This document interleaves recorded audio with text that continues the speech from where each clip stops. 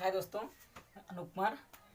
मैं आज 10th class के साइंस से भौतिक विज्ञान का पहला चैप्टर समतल पृष्ठों पर प्रकाश का परावर्तन समतल पृष्ठों पर प्रकाश का परावर्तन ये चैप्टर, इससे हर बोर्ड एग्जाम की वार्षिक परीक्षा में कम से कम 3 नंबर का क्वेश्चन आना निश्चित होता है। जो हर परीक्षा में आता है, हर साल की परीक्षा में, यूपी बोर्ड के हर साल की परीक्षा में 3 नंबर का क्वेश्चन इस चैप्टर से निश्चित तौर पे ही आता है। 99% मैं कह सकता हूँ कि हर बोर्ड के परीक्षा में, हर ईयर्स यूपी बोर्ड में इस चैप्टर से क्वेश्चन आते जरूर हैं। तो देख लेते हैं कैसे, कहाँ से क्वेश्चन बनते हैं, किस टॉपिक से क्वेश्चन बनते हैं, हम उन पे बात कर लेते हैं। जैसा कि थोड़ा से पैटर्न एनसीईआरटी पे बदल गया है परीक्षा का, लेकिन कोई दिक्कत विशेष नहीं है। बस आप क्रम वाइज क्रम पढ़ते चलिए, एक चैन बना करके पढ़ते चलिए, कभी चैन को अपने तोड़िएगा नहीं, निश्चित सफल हो जाएंगे। देखते हैं, तो सबसे पहले हम बात कर लेते हैं कि हमारी जो फिजिक्स होती है, फिजिक्स हमारी जो होती है 10th क्लास में, फिजिक्स 2 भागों में बटी होती है। पहला होता है हमारा प्रकाश, पहला भाग हमारा इसका होता है प्रकाश। दूसरा होता है विद्युत, दूसरा हमारा विद्युत। इन दोनों भागों में कुल मिला के लगभग 10 चैप्टर होते हैं। किसी किसी बुक में 10 दिया गया, किसी किसी में 9 दिया गया है। ये चैप्टर होते हैं। तो इन चैप्टरों से कुल मिला के 25 नंबर के क्वेश्चन आते हैं। 25 नंबर के क्वेश्चन आते हैं। मैं दावा करता हूं, अगर आपने हमारी फिजिक्स की सारी वीडियो देख लिया तो कोई भी क्वेश्चन कहीं से भी आए, आप 90% क्वेश्चन कर ले जाएंगे। आपने अगर अच्छे से मेरी वीडियो देखा है तब गारंटी है 99%, 90% आप कोई भी क्वेश्चन आ जाए, कहीं से भी इस टॉपिक का आ जाए, सिलेक्टेड क्वेश्चन दूंगा, आप 100% कर ले जाएंगे। तो देखते हैं। तो इसी प्रकाश, हम यहाँ पे केवल प्रकाश यूनिट ही पढ़ेंगे पहले अभी। अब प्रकाश यूनिट जो हमारी है, इस प्रकाश यूनिट का पहला चैप्टर है हमारा समतल पृष्ठों पर प्रकाश का परावर्तन। हमारा पहला चैप्टर है समतल पृष्ठों पर प्रकाश का परावर्तन। तो हम इस चैप्टर को देख लेते हैं, कहाँ से कैसे क्या इसमें है। हमारा ये चैप्टर प्रकाश का परावर्तन जो है, तो इसमें सबसे पहले बात आती है कि प्रकाश क्या होता है। सबसे पहले बात आती है कि प्रकाश क्या होता है। ये हमारा जो प्रकाश है, ये प्रकाश है क्या, प्रकाश है क्या चीज। सबसे पहला क्वेश्चन यहीं से बन के आ जाता है 1 नंबर का। तो प्रकाश एक प्रकार की ऊर्जा होती है, प्रकाश एक प्रकार की ऊर्जा होती है। हमें कह सकते हैं प्रकाश क्या होती है, ऊर्जा। लेकिन ये कैसी ऊर्जा होती है।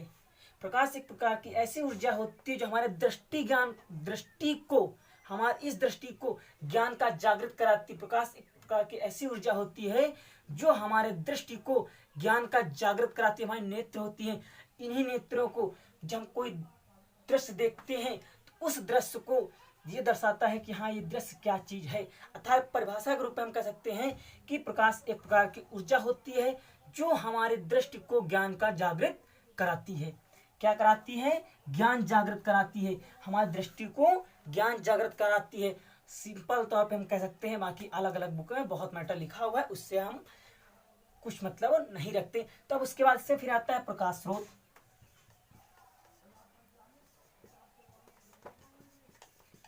प्रकाश स्रोत, अब प्रकाश स्रोत प्रकाश कैसे कैसे प्राप्त होता है। सिंपल तौर पर कह सकते हैं कि प्रकाश कैसे कैसे प्राप्त होता है, कहाँ से प्रकाश हमको मिलता है। तो हम कह सकते हैं प्रकाश हमें विभिन्न प्राकृतिक स्रोत, प्रकाश जो हमें विभिन्न प्राकृतिक स्रोत। सबसे पहले बात कर लेते हैं प्राकृतिक स्रोत। प्राकृतिक स्रोत, अब इन प्राकृतिक स्रोत में क्या क्या होते हैं। तो प्राकृतिक स्रोत में हमारे सूर्य, कामत, तारे आदि, ये हमारे आ जाते हैं प्राकृतिक स्रोत में, सूर्य, तारे आदि। उसके बाद फिर कृत्रिम स्रोत, अगला आता है कृत्रिम स्रोत। कृत्रिम स्रोत ये फर्स्ट, ये सेकंड, कृत्रिम स्रोत। तो कृत्रिम स्रोत में क्या आता है, कृत्रिम स्रोत हम एक प्रकार से इसको कह सकते हैं, कृत्रिम स्रोत जो होता है ये मानव निर्मित, जो मानव के द्वारा बनाया गया स्रोत, वो स्रोत जिससे हम प्रकाश उत्पन्न करें वो किसके द्वारा बनाया गया हो, मानव द्वारा, हम उसी प्रकाश स्रोत को कृत्रिम प्रकाश स्रोत कहते हैं। जैसे मोमबत्ती हो सकती है, और बल्ब भी जो हमारा है, विद्युत बल्ब लेंगे हमारा, कौन सा बल्ब, विद्युत बल्ब जी वो मानव ही बनाता है। ये विद्युत बल्ब और मोमबत्ती ये हमारे कृत्रिम स्रोत अर्थात कह सकते हैं कि मानव स्रोत, जो मानव निर्मित अर्थात मानव के द्वारा बनाए गए स्रोतों को हम लोग कहते हैं कृत्रिम स्रोत। प्राकृतिक स्रोत जो प्रकृति के द्वारा बनाए गए उन्हें हम प्राकृतिक स्रोत कहते हैं, सूर्य, तारे आदि। ठीक, ये बात होती है। अब उसके बाद फिर आते हैं कि इन प्रकाश स्रोतों को हम निम्नलिखित दो वर्गों में बांटते हैं। कितने वर्गों में, दो वर्गों में। इन्हीं प्रकाश स्रोतों को निम्नलिखित दो वर्गों में बांटा जाता है। अब देख लेते हैं कि कौन कौन से दो वर्ग हैं जो प्रकाश स्रोत को बांटते हैं। तो सबसे पहले प्रकाश स्रोत में दो वर्ग हैं, हमने बताया। अब पहला वर्ग हमारा होता है दीप्त प्रकाश स्रोत।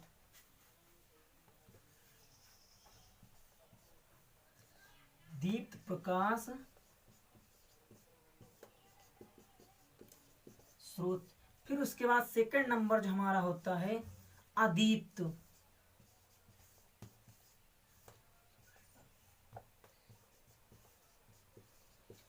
प्रकाश स्रोत।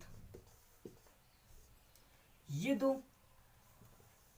वर्गों में बांटा जाता है प्रकाश स्रोत को, दीप्त प्रकाश स्रोत और अदीप्त प्रकाश स्रोत। दीप्त प्रकाश स्रोत क्या होते हैं, तो दीप्त प्रकाश स्रोत वे प्रकाश स्रोत होते हैं जो स्वयं से प्रकाश उत्पन्न करें। क्या करें, स्वयं से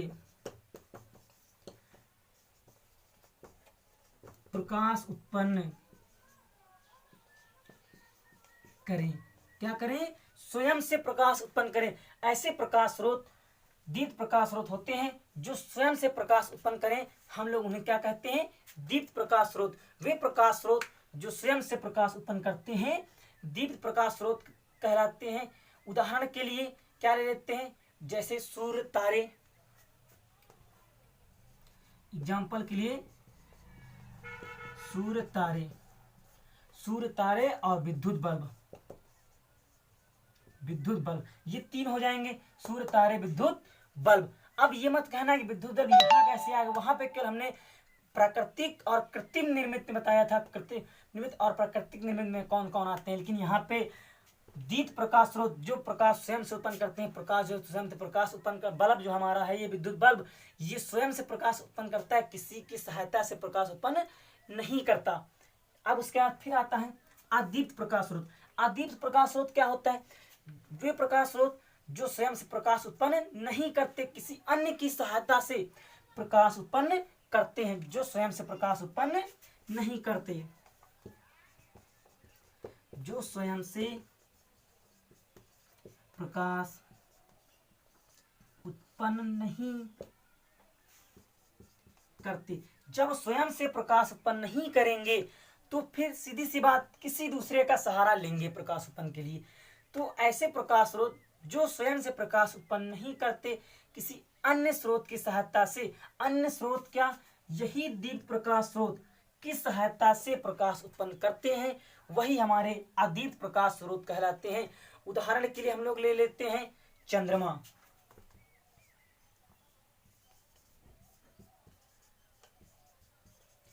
चंद्रमा जो हमारा होता है ये भी सूर्य की सहायता से ही प्रकाश उत्पन्न करता है, और सूर्य के प्रकाश के परिवर्तित के कारण ही ये हमारा जो है चंद्रमा जो है चमकता है, बगैर सूर्य के चंद्रमा चमक नहीं सकता। तो ये दीप्त प्रकाश स्रोत से ही प्रकाश उत्पन्न कर रहा है। उसका फिर हम ले लेते हैं कांच।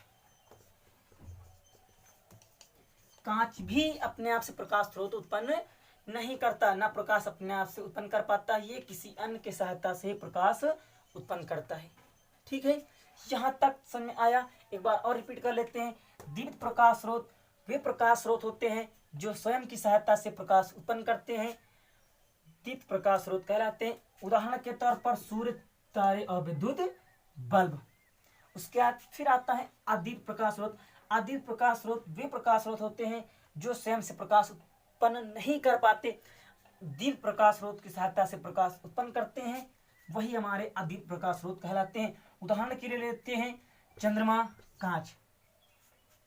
अब इसके बाद आती है कि प्रकाश के गुण क्या होते हैं। प्रकाश के गुण, तो प्रकाश के गुण भी देख लेते हैं। प्रकाश के गुण क्या होते हैं।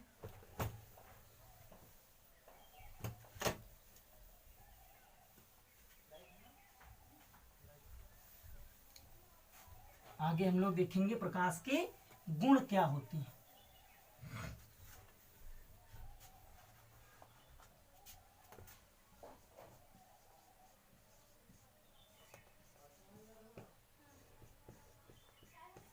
प्रकाश के गुण, यहां से भी लगभग 1-2 पॉइंट हैं जो इंपॉर्टेंट है, वहां से क्वेश्चन बन सकते हैं। इसके पहले हमने पढ़ा दीप्त प्रकाश स्रोत, अदीप्त प्रकाश स्रोत, वहां से क्वेश्चन बन सकता है कि 4 विकल्प दे देंगे, उसमें से 2-3 दीप्त के दे देंगे, 1 अदीप्त का दे देंगे, तो उसमें सीधे से पूछ लेंगे कि निम्नलिखित में से कौन सा अदीप्त प्रकाश स्रोत है, या 3 दीप्त के दे देंगे, 1 अदीप्त का दे देंगे, या तो पलट करके वो 3 दीप्त के देंगे, 1 अदीप्त का दे देंगे। उसी कैसे भी क्वेश्चन घुमा करके पूछ सकता है, वो केवल सीधा से यह पूछेगा निम्नलिखित में से कौन सा दीप्त प्रकाश स्रोत है या निम्नलिखित में से कौन सा अदीप्त प्रकाश स्रोत है। तो वहां से क्वेश्चन ऐसे बन के आया, कई बार पेपर में पूछा जा चुका है। अब उसके बाद आते हैं प्रकाश के गुण। तो प्रकाश के हमारे कई गुण होते हैं, तो हम लोग बारी बारी से एक एक गुण को देखते हैं। निम्न गुण होते हैं, एक एक गुण को देख लेते हैं धीरे धीरे आराम से, और बताते भी चलते हैं कि कौन सा गुण परीक्षा में कब पूछा गया है, कहाँ से आता है, किस तरह से क्वेश्चन आता है। तो पहला हमारा जो है इसमें प्रकाश जो हमारा होता है एक अदृश्य होता है। क्या होता है, प्रकाश एक अदृश्य होता है, परंतु उसकी उपस्थिति में वस्तुएं दिखाई देती हैं। पहला गुण हमारा यही होता है कि प्रकाश हमारा जो है एक स्वयं अदृश्य होता है और इसकी उपस्थिति में कोई वस्तु जो होती है वो स्पष्ट रूप में दिखाई देती है। पहला गुण हमारा ये हो गया। दूसरा गुण, अभी यहां से क्वेश्चन नहीं आया, अभी एक भी बार क्वेश्चन यहां से नहीं पूछा गया, लेकिन कभी कभार बन सकता है, उनके माइंड को कोई नहीं जान सकता। उसके बाद दूसरा देखते हैं, साधारणतया जो हमारा प्रकाश होता है, प्रकाश कभी टेढ़ी रेखा में गमन नहीं करता कि ऐसी रेखा में प्रकाश गमन करे। प्रकाश एक सीधी रेखा में ही गमन करता है। प्रकाश हमेशा सीधी रेखा में गमन करता है, ना कि ऐसी रेखा में। प्रकाश हमारा क्या होता है, एक सरल रेखा में गमन करता है। ये दूसरा गुण हो गया। उसका तीसरा गुण देख लेते हैं। तीसरा गुण हमारा क्या है, प्रकाश विद्युत चुंबकीय तरंगों के रूप में गमन करता है। प्रकाश हमारा क्या करता है, प्रकाश विद्युत चुंबकीय तरंगों के रूप में गमन करता है। प्रकाश विद्युत चुंबकीय तरंगों के रूप में गमन करता है। उसके बाद अगला देख लेते हैं, चौथा पॉइंट। चौथा पॉइंट हमारा ये इंपॉर्टेंट हो सकता है पेपर के लिए। विभिन्न माध्यम में जो प्रकाश के विभिन्न माध्यम होते हैं, उन विभिन्न माध्यम में प्रकाश की चाल जो होती है क्या होती है, भिन्न होती है। हर माध्यम में प्रकाश की चाल एक समान नहीं होती, तो विभिन्न विभिन्न माध्यमों में प्रकाश की चाल बदल जाती है। एक माध्यम में दूसरी, दूसरे माध्यम में दूसरी, तीसरे माध्यम में तीसरी। तो हर माध्यम में प्रकाश की चाल समान नहीं होती, विभिन्न माध्यमों में प्रकाश की चाल भिन्न भिन्न होती है। और उसके साथ इसी में जो हमारा आता है कि निर्वात में प्रकाश की चाल कितनी होती है। यहीं से क्वेश्चन आता है कि निर्वात में प्रकाश की चाल कितनी होती है। तो निर्वात में प्रकाश की चाल जो होती है 3 × 10⁸ मीटर प्रति सेकेंड। मोस्ट इंपॉर्टेंट है ये, इसको जरूर याद रखना। निर्वात में प्रकाश की चाल 3 × 10⁸ मीटर प्रति सेकेंड होती है। ये क्वेश्चन बहुत बार पूछा चुका है कि निर्वात में प्रकाश की चाल कितनी होती। तो निर्वात में प्रकाश की चाल 3 × 10⁸ मीटर प्रति सेकेंड हमारी प्रकाश की चाल होती है निर्वात में। उसके बाद फिर अगला पॉइंट हमारा पांचवा पॉइंट, 4 पॉइंट कंप्लीट। ये पॉइंट मोस्ट इंपॉर्टेंट, और हमारा तीसरा पॉइंट भी मोस्ट इंपॉर्टेंट है। तीसरा और चौथा बहुत ही इंपॉर्टेंट है। इसके बाद पांचवा पॉइंट देखते हैं। पांचवा पॉइंट जो हमारा है, प्रकाश जो होता है वो चमकदार पृष्ठों से प्रकाश परावर्तित करता है। जो प्रकाश जो हमारा है ये क्या करता है, चमकदार पृष्ठ होते हैं प्रकाश के, उन्हीं प्रकाशों से प्रकाश परिवर्तित होता है, बाकी खुरदरे पृष्ठों से प्रकाश परिवर्तित नहीं होता। चमकदार से ही केवल क्या होता है, परिवर्तित होता है। जैसे मान लेते हैं चमकदार, जैसे मान लेते हैं हमारा ये व्हाइट बोर्ड ही क्या है, चमकदार। जैसे इस पे प्रकाश पड़ेगा, वो प्रकाश पड़ने के बाद किसी न किसी क्षेत्र में क्या होगा, परिवर्तित हो जाएगा। जैसे मान लेते हैं ये एक दर्पण रखा हुआ है चिकना, अच्छा अब प्रकाश यहाँ से पड़ा, यहाँ से पड़ने के बाद वो परिवर्तित निश्चित होगा, परिवर्तित होगा किसी ना किसी दिशा में, वो परिवर्तित होगा, चाहे इस दिशा में हो चाहे इस दिशा में हो, उसका परिवर्तन निश्चित है, वो परिवर्तित हो जाएगा, सीधे सीधे नहीं रहेगा। अब उसके बाद अगला जो हमारा है कि प्रकाश जब कभी गमन करता है तो एक माध्यम, नेक्स्ट हमारा जो है छठवां, प्रकाश गमन करते वक्त एक माध्यम से जब दूसरे माध्यम में जाता है तो प्रकाश हमेशा अपने मार्ग से क्या होता है, विचलित हो जाता है, अपने पथ से विचलित हो जाता है। देखते हैं जैसे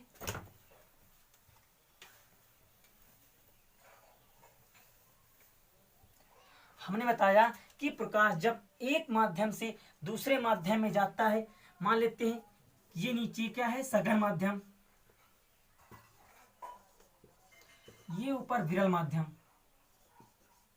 जब प्रकाश इस माध्यम से गुजर करके इस माध्यम में जाएगा, इस माध्यम में जैसे प्रवेश करेगा तो वो अपने मार्ग से विचलित हो जाएगा, वो इसी दिशा में नहीं जाएगा, वो या तो इस दिशा में या तो इस दिशा में चला जाएगा, लेकिन अपनी ही दिशा में अर्थात सीधे सीधे निरंतर नहीं जाता, वो अपने मार्ग से विचलित हो जाता है, अर्थात अपने पथ से विचलित हो जाता है।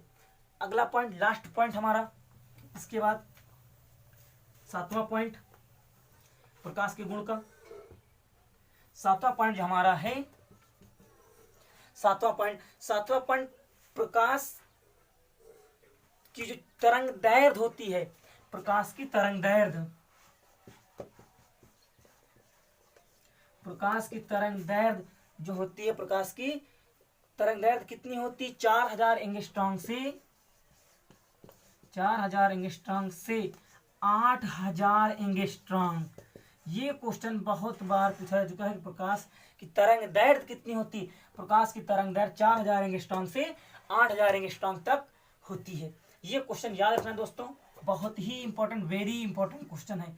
ये कई बार परीक्षाओं में पूछा जा चुका है कि प्रकाश की तरंग दैर्घ्य कितनी होती है, दृश्य प्रकाश की तरंग दैर्घ्य कितनी होती है, दृश्य प्रकाश की तरंग दैर्घ्य 4000 एंगस्ट्रॉम से 8000 एंगस्ट्रॉम तक होती है। नेक्स्ट भाग अगली क्लास में। थैंक यू क्लास, जय हिंद जय भारत।